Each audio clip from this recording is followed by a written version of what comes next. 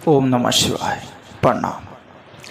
क्या आप कोई भी शक्ति सिद्ध करने के बाद में अपने साथ उस शक्ति को रख सकते हैं? अगर रखना चाहते हैं तो किस प्रकार से रखेंगे? उसके लिए क्या करना पड़ेगा? उसकी सिद्धि ही सब कुछ मायने नहीं रखती है। सबसे पहली बात यह है कि मान लीजिए आपने सिद्धि कर ली या किसी से आपने उस शक्ति का ट्रांसफ़र ले लिया। ट्रांसफ़र वैसे इतना आसानी से नहीं होता है, उसमें भी उस शक्ति का पावर देखा जाता है। साधक का पावर कितना है, साधक की जो अध्यात्म शक्ति कितनी है, उस पर निर्भर करता है।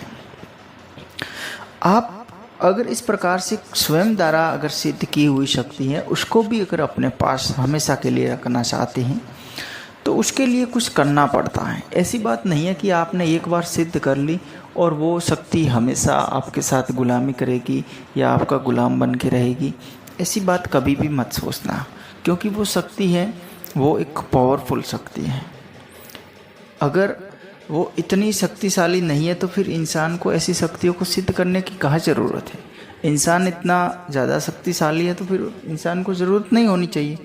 इसलिए ये अदृश्य शक्तियाँ होती हैं, जो बहुत ही पावरफुल शक्तियाँ होती हैं, उनको बड़े प्यार से अपने साथ में रखा जाता है। जब उस शक्ति को सिद्ध करते हैं तो उसके लिए कई तरीके का अपने को पूजन सामग्री का प्रयोग लेना पड़ता है। कई तरीके के उनके कोई हवन क्रियाएं भी होती हैं, कई इनके भोग भी होते हैं। इसके अलावा इनके मंत्र जप होते हैं, वो अलग अलग तरीके के होते हैं। ये सारे ही उसमें पैमाने अपनाने पड़ते हैं, तब जाके वो अपने साथ में जुड़ता है। कोई भी शक्ति है वो अपने साथ में जुड़ती है। इसके अलावा आप अगर सोच रहे हैं कि ऐसे ही अगर कोई आपने कह दिया कि मंत्र सिद्ध हो गया और ये हमेशा गुलामी करेगा, तो इस सोच में आपकी जो शक्ति है आपके पास है, स्वयं का अध्यात्मक ज्ञान है, वो भी चला जाता है।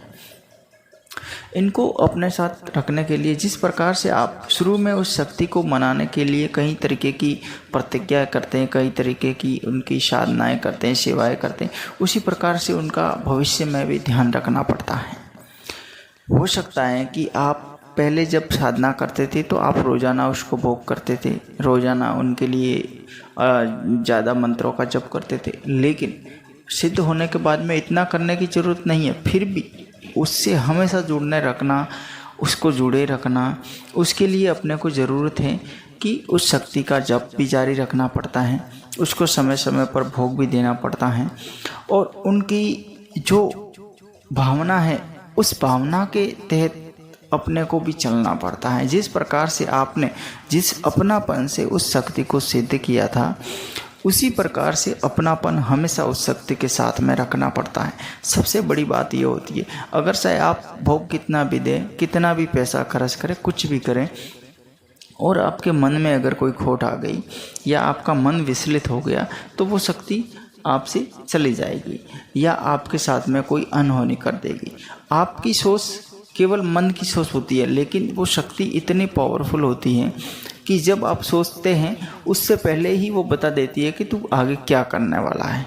इतना मतलब पावर होता है उस शक्ति में। इसलिए कभी भी आप कोई साधना करते हैं या कोई सिद्धि करते हैं तो ध्यान में रखना है कि उसको हमेशा अपनाए रखने के लिए कुछ न कुछ डिसीजन अनिवार्य रूप से पहले से बनाए रखें।